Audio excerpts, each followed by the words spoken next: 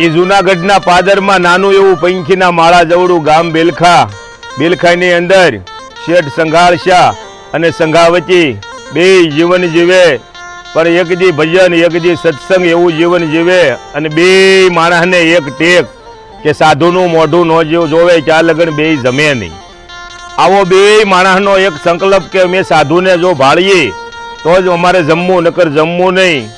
એવું શાળો અને ઉનાળો તો સાધુ જોવા મળે, પણ એ ચોમાહામાં શ્રાવણ ભાદરવાનો એ વરસાદ એવો મંડાણો છે કે સામે તમે દિવાલે જો તો દિવાલ તમને અડધી ન બતાય એવો એ વરસાદ જામ્યો. 8 દિવસની એલી નાખી છે અને કોઈ જગ્યાએ સાધુ કે સંતો જોવા મળતા નથી. બે માણા ઠાકરને પ્રાર્થના કરે છે કે એ કાળિયા ઠાકર, હવે જો અમને ક્યાંય સાધુ જોવા મળે તો અમારું 1 ટકનું ભોજન થાય, નકર હવે અમારે 1 ટકનું પણ ભોજન ન કરી શકીએ. પણ મારો ઈશ્વર તો દયાળુ છે, હાસા દિલથી જો એને ભજો તો એ ગમે ત્યાંથી રસ્તો બતાવે. એટલે કોઈ આવી અને એમ કહેશે કે સંઘાળશા તાર કે બોલો ને ભાઈ, એ કે એક ગામને પાદર ઓલું આપણે વડલો છે, એ વડલાની નીચે એક બાપુ બેઠા છે અને બાપુને લોહી અને પરવું ઉયું જાય છે. તાર કે ભલે ઉયું જતું હોય. એ સંઘાળશા એ બાપુ પાસે જઈને એમ કહેશે કે બાપુ તાર કે હું ભાઈ, એ કે મારે ઘરે આવો અને તમે જમો. પછી અમે બે માણા જમી. તાર કે કાંઈ વાંધો નહીં. બાપુને ઘરે લાવે અને એ થાળી તૈયાર કરી અને સંઘાવતી જો એની મોર આમ થાળી મૂકે એટલે એ ના પાડે છે. ના પાડીને એવું કહેશે કે હું રોટલા શાક અને દાળ ભાત ખાનારો સાધુ નથી, હું તો બાપા અઘોરી સંત છું. તાર કે તો બાપા કે મારે તો પરમાટી હાલે. ઓહો, હવે એ સાંભળો તમે, વાણિયાનો દીકરો એ હાથમાં બરણી અને એ ખાટકી વાળે જાતો હશે, એ કેવો લાગતો હશે. પણ એને ઈશ્વર માથે એટલી ટેક હતી કે અમારું ગમે એ થઈ જાય પણ મારા ઈશ્વરને મારે ભૂલવાનો નથી. એટલે એ બરણી લઈ અને એ ખાટકી વાળે જઈ અને એ માસ ત્યાંથી લાવી અને એ સંઘાવતીને કેસે આલ્યો રાંધી નાખો. એટલે એ સાધુને પાછી થાળી રાંધી અને જ્યાં પીરહવા જાય તારે એ સાધુ ના પાડે છે. એટલે તમે મને નહોતા જમાડી એકવાના તો હું પાદરે બેઠો તો એ બરોબર હતો, અહીંયા હું લેવા લાવ્યા ભાઈ. અરે બાપુ પણ કઈ ખોટ છે? તાર કે આવું માંસ હું નથી ખાતો. તાર કે તઈ બાપુ મારે તો ભાઈ માણસનું માંસ ખાવું છે. કે હા. એટલે સંઘાળશા મૂંઝાણા કે ભાઈ માણસનું માંસ તો ક્યાંથી કાઢવું?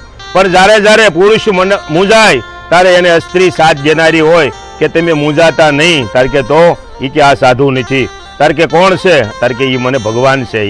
એ કે હા. તો કે હા, આપણે એક કામ કરો, આગળિયા 5 વાગી જાય, નિશાળ છૂટી જાય ને આપણો શેલૈયો આવે ને એનું આપણે માથું ખાંડણીયામાં ખાંડી અને બાપુને ખવડાવી દેવું છે, પણ જવા દેવાના નથી. તાર કે કાંઈ વાંધો નહીં.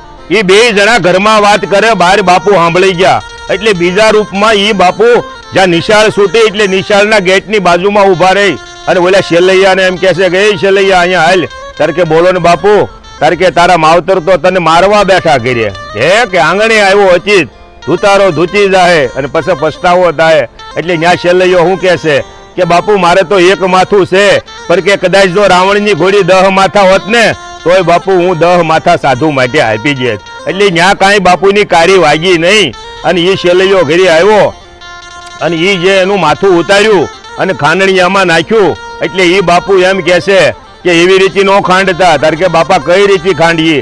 તાર કે તમે જ્યારે લગ્ન થયા હોય અને જે આંખમાં સિંદૂર નાખ્યો હોય અને માથે કે આવડા આ હાથના કંગન નવા લુગડા પહેરો અને પછી ખાંડણીઓ આંકો, પણ જો 1 આહુડું પડ્યું તો હું જમીશ નહીં અને વયો જાશ. કે 1 આહુડું ન પડવા દઈ. એ રાંધી અને એ થાળી બાપુની મોર મૂકી. એટલે હવે એ બાપુ એવું કહેશે કે હવે હું વાંજ્યાના ઘરનું ખાતો નથી. ઓલા કે ઓહો, એ કે હવે તો હજ થઈ ગઈ. કે ના સંઘાવતી કે હજ નથી થઈ ગઈ. ઓલી કે ઓલા રૂમની અંદર જાઓ, ત્યાં પટારા ઉપર કટાર પડી છે, લઈ આવો. એ આમ કરી અને આમ મારા પેટમાં એ કે બાપુ 5 મહિનાનો બાળક છે. એટલે બાપુ અમે વાંજ્યા ન કહેવાય. એ સંઘાવતી આમ કરીને આમ જ્યાં કટાર મારવા જાય કે એ બાપુ નહોતા, મારો ઈશ્વર હતો. કે શેઠ સંઘાળશા અને સંઘાવતી માગો હું આપું. એ કે હવે તો બાપુ તમારી જન્મો જન્મ અમારે ભક્તિ, બીજું તો હું જોઈએ. એટલે આવી વાતો સૌરાષ્ટ્રમાં જૂનાગઢમાં થઈ ગઈ મારા બાપલિયા.